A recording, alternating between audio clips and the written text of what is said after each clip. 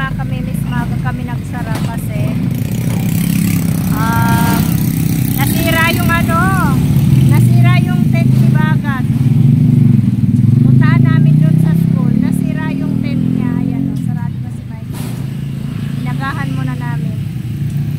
Nakam. Hi, Che! Sige. Kumakain na sila. Ay, naku, kumakain na sila.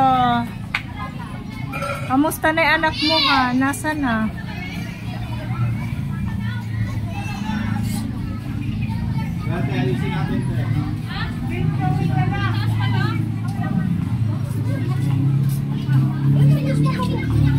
Baliktad yung damit mo, Storm! Storm, baliktad yung damit mo. Baliktad.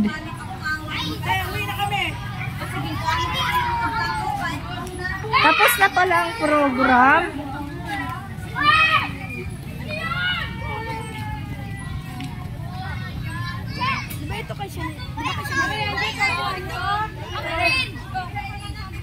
Walang ilaw. Dapat hindi na alam mo yung ilaw. Kumain na sila, te? Ikaw ha, Bagat? Ha? Kumain ka na? Bakit? Kumakain na nga si Dodong eh.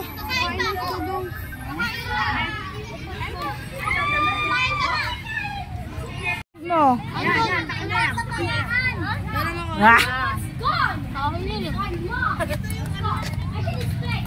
Saan sapatos mo, nak? Saan medyas mo?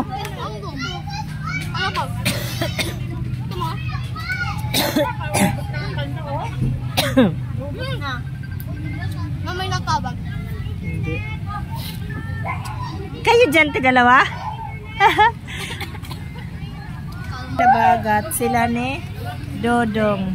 Ready na yan. Nagawa ng paraan ni Michael kasi bumagsak. Kaya kapitbahay namin yan.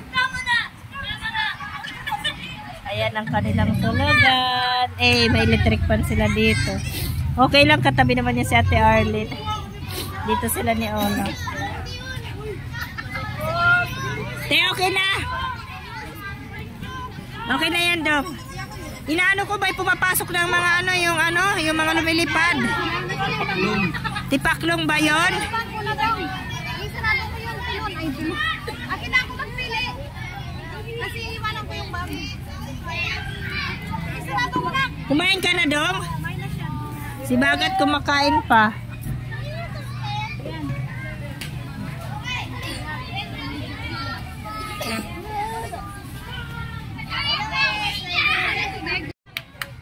Kampante naman, nandito si Ate Arlene.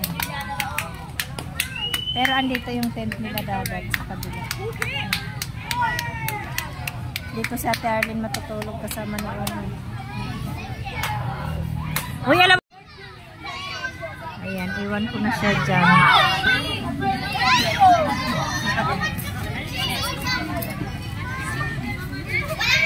Mamaya pa yan sila matutulog. Thank you.